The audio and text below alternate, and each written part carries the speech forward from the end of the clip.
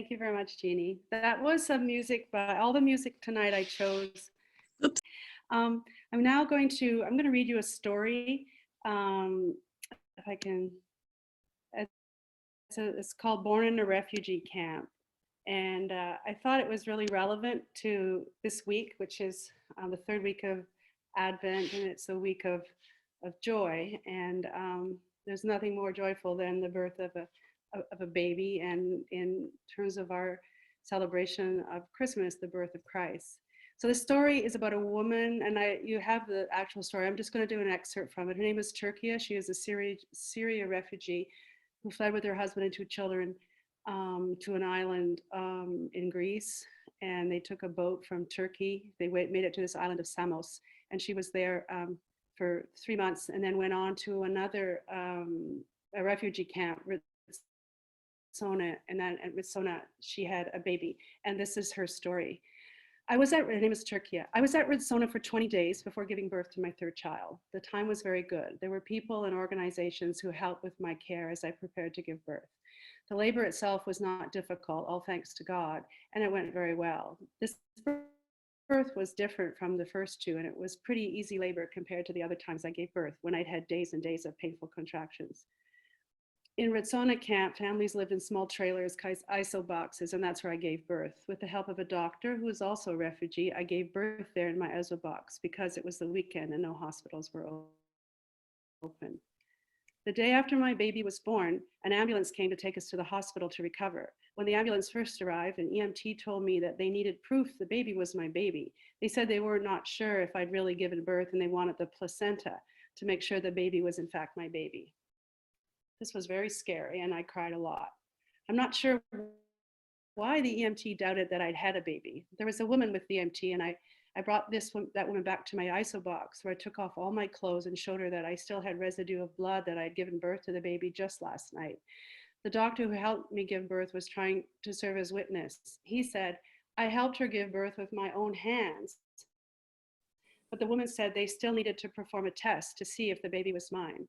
Luckily, a midwife, also a Syrian Kurdish refugee who was helping the doctor, had hidden my placenta in the bathroom. We were able to retrieve it and prove that I had just given birth and that this was my baby. We would have never guessed we would need to use the placenta this way. Eventually, they took us to the hospital. We were checked over and stayed for 4 days. So you have the story yourself. You can read it a little bit more. So myself, when I read the story of Jesus' birth, and it seems to me that a lot has been left out, such as who were the midwives. Turkia's story suggests that there are midwives in refugee camps. And I know that in the Old Testament, there's mention of midwives. They're called Melalidet. For example, Moses was saved by a Melalidet, and Rachel was attended by a Melalidet when her son was born. So I was thinking that for tonight, what we can do, is that we could spend some time thinking and reflecting on Jesus' birth and do some imagining about what it might really have been like. And to make it more human, and thus Jesus' humanity would seem even more real to us. So my idea is that some of us could tell a birth story that we know, and from those stories we could extrapolate and add to our traditional nativity story.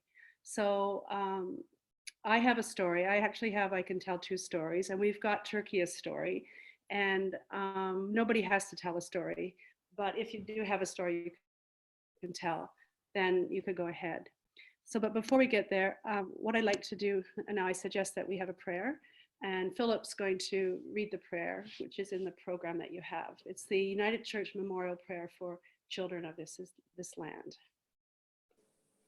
Thank you, Linda. Well, this is a prayer for babies who were born in indigenous communities and who did not live a long time. Great and heavenly Spirit, God of compassion, healing, and comfort, we lift up in prayer the sacred lives of the children, some now known to us, all known to you, who died in residential schools. We lift up in prayer the sacred lives of the children who went missing from these schools and whose fates are unknown to those who held them most dear. We grieve the loss of so many thousands of these little ones, and we grieve especially their loss so far away from home. We grieve the loss of youth with so much potential. These were children of this place, children of our land. The loss of their giftedness is our collective loss. We lament how long their families have had to live with unanswered questions. Hear our prayers for those who were not informed of their children's deaths at all or on a timely basis. For those who were not told of where their daughters and sons had been buried. For those who have long hoped that a child who went missing somehow survived and had a good life, even as they may have also feared the worst. We lament our complicity in the loss of these children. As members of a church which ran residential schools, we seek your help as we look to redress the many ways in which our church failed these Indigenous children, their families, and their communities. We pray that your reconciling love will teach us how to create true bonds of community and understanding as Indigenous and non-Indigenous peoples today. We lift up with gratitude the efforts of all those who are seeking to honor the lives of the children who died, as well as the children whose fates are unknown, through ongoing research and acts of remembrance. We ask for your continued guidance of them as they work to uncover the stories of the lost. We understand how precious this information is and how vital it is to the healing of so many families and communities. Bless those who are preparing to honor the children with sacred ceremonies and those who work to protect burial sites, in keeping with the traditions of Indigenous peoples across this land. We pray for the families of these children and for all who love them. Envelop them in the warmth of your infinite care and give them peace.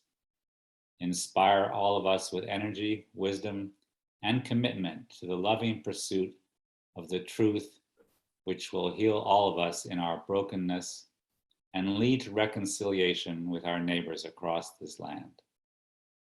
Amen.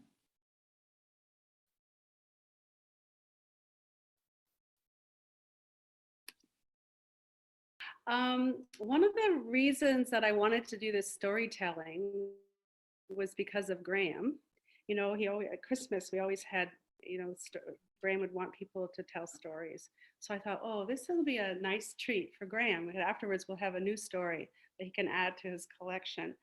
So to start off, I'm going to tell you a story. And if anybody else has a story, we can add it, can tell the story. And then we could go back and retrospectively just edit that story of Luke to make it a little bit more, I think, realistic.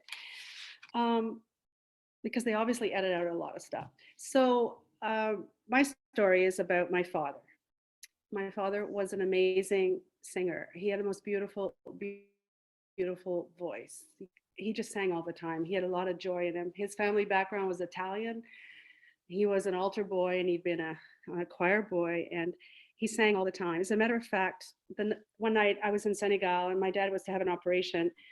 And that night I dreamt my dad was in a choir of angels with, Perry Como, the Ink Spots, all kinds of singers were there, Johnny Mathis, I don't know, Eddie Arnold. And my sister called me first thing in the morning and she'd tell me something and she said, Linda, I have to tell you. And I said, I know, Daddy died. So that was my father. He had a voice of an angel, really. And when my daughter, Alexandra, gave birth to her daughter, was in Guelph in a hospital there. And after the baby was born, the doctor or somebody took the baby before the umbilical cord had been cut and put the baby on Alexandra's chest. And I have to tell you, my father always sang to all his children, all his grandchildren. And Alexandra loved my dad and his singing, and her favorite song was You Are My Sunshine.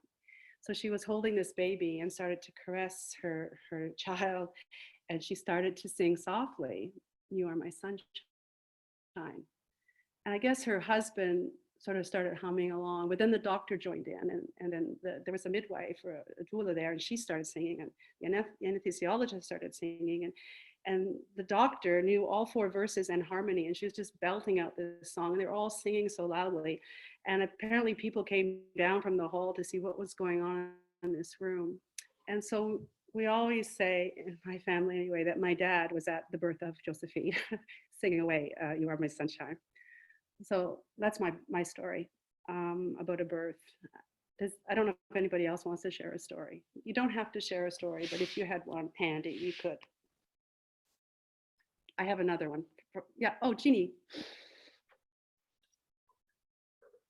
I think Sue put up her hand first. You want to go, Sue? Oh, just when you said about the singing and your father, my father was a good Irishman and he loved Irish ditties. And every child that was born into our family, grandchild, great-grandchild, those that he happened to see, he sang Tooraloo. And to this day, that music, when I hear Tooraloo, is an Irish lullaby. I think of all my sisters and my kids kids and how my father always sang that song. And that's the birth story that my dad just found that out every time somebody was born. And it was magical to all of us. Yeah. Well, thank you. That's so much. beautiful. That's amazing. So when I was 20 and I was pregnant with Jessica, and I was 8 months pregnant, and my husband at the time, Mel, and I had been taking prenatal classes, and we lived in Parksville, BC on Vancouver Island. And the next prenatal class was supposed to be a visit to the hospital, which was in Nanaimo. And we'd never been to Nanaimo, we'd never been to the hospital. And so we were looking forward to seeing the hospital before the time came, but Jessica had other plans. And I went into labor when I was 8 months pregnant.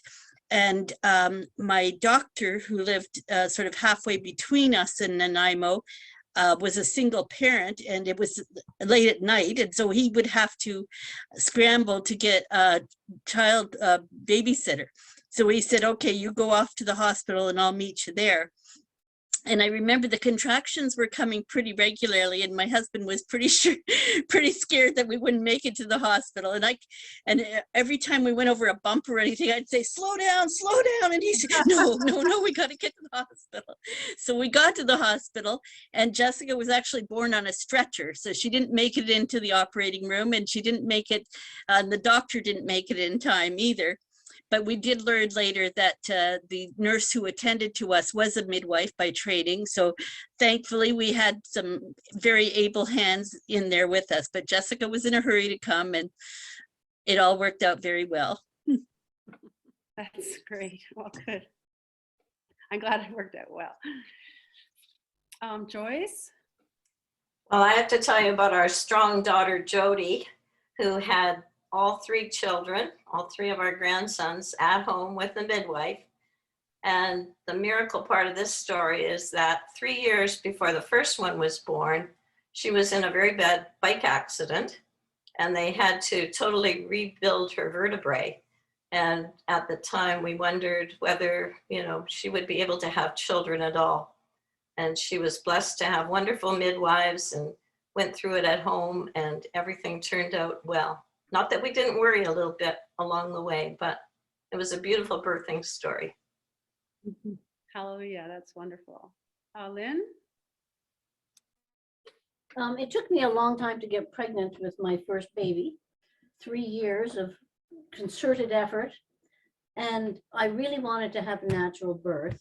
So, my husband and I at the time were busy going to all the classes and doing all the breathing exercises and everything else. And my doctor kept saying to me, "I don't think that anatomically you're going to be able to have this baby like that." But I was trying to block that all out. So anyway, in the end, just thinking about little baby Jesus, thank goodness everything went well there. But my son was born 4:30 on a Friday afternoon with an emergency cesarean section. And for years after that, I kept wondering, was this really an emergency or was this a convenience for the doctor? But anyway, 7 years later, along came another child. And I really wanted to have a natural birth again. And the doctor kept telling me, oh, I don't think this is going to work out. And, you know, once you've already had a cesarean, you know, it's dangerous to have a natural birth. And so my doctor was actually off because Christine was born on a Sunday. So I just had whoever was on duty at the hospital. All through the contractions and everything else, you know, I kept hearing, oh, I don't think you're going to be able to have this. We're going to have to do a cesarean. And he kept that up right until the baby's head came out. And I have the pictures to prove it. So I was just so happy that it worked out like that in the end. And it Yeah. was so much nicer because, you know, with the cesarean, nurses had to hand me the baby and I, you know, my mobility was really impaired, but this way, everything was just perfect in my opinion. So that's my birthing story. Thank you. So I don't think we have many more stories. Okay, I could tell you a quick one. Lady came to tea this afternoon down the street. It's a friend who's Jewish. And she told me that in the Jewish tradition, okay, I got to get the word here.